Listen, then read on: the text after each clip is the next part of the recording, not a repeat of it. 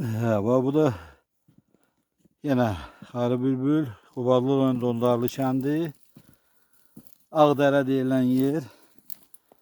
Hələ təzə bitirlər. Biri de buradadır.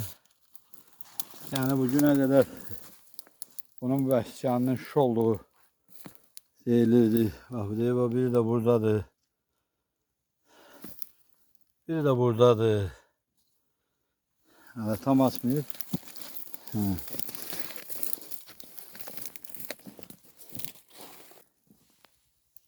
Boynu bükük Karı Bülbül. Bak biri de buradadır. Şehitlerimizin simvoluna çevrilen Karı Bülbül. Karı Bülbül. Bizim için müqəddəs gülə çevrilen. Şəhid adı çəkiləndə yada düşülən. Məkanları qarşısında şəhidlərimizin baş əydi. Maşallah bak.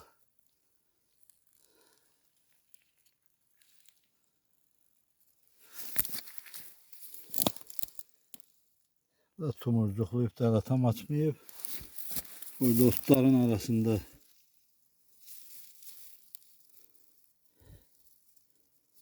Burada açıb.